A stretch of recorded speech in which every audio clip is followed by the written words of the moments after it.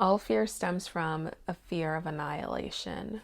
This idea or concept that we could somehow reach a point where we cease to be, where we are no longer being.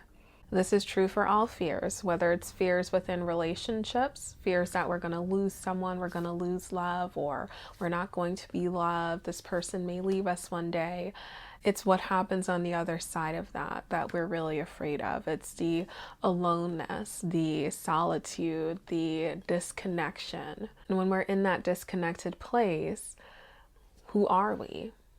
When we're in that disconnected place, we're left with the self and the feeling that the self is not enough, and this self is not enough. This self, this existence is not enough. We want more. We want an eternal lifespan. What is this thing? And this is also true for fears with outside of ourselves, fears in the workplace, fears around not having enough money, not having enough resources, coming down to a point where we are alone, where we are in a place of deprivation. It is a fear of annihilation, where we can no longer meet our human needs and we cease to be.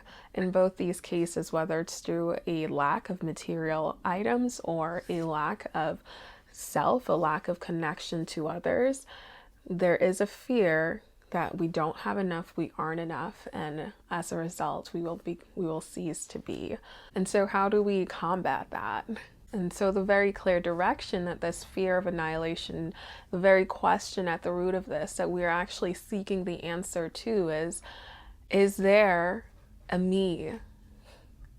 Am I existing? Am I an existence that can come to an end? Is there ever an end to beingness? Is there an end to the being? When we're believing in the fear of annihilation, we're actually assuming that there is an end to the beingness. We're believing that we can cease to be.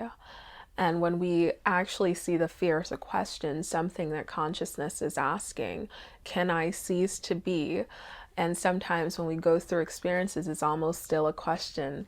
I've gotten to this low point, will I cease to be? And then we work our way back up to thriving. And it's like, well, I conquered that, but the fear is still there. I didn't get the answer to the question.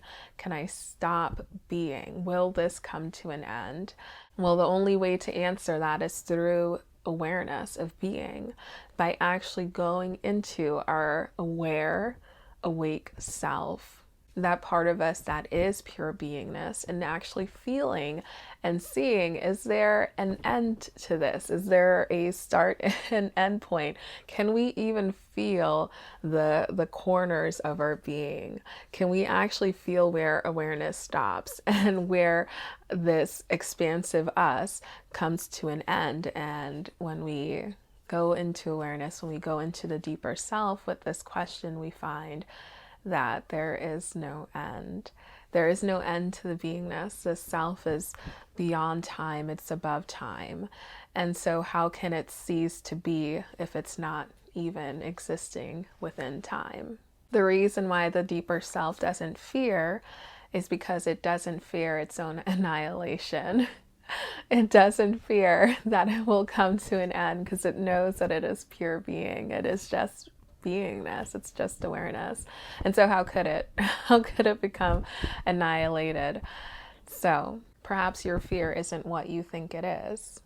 Your fear is a question, and a question that can only be answered by your deeper self. If you'd like to learn more about the deeper self, check out episode 1 of the Deeper Self podcast. What is the deeper self?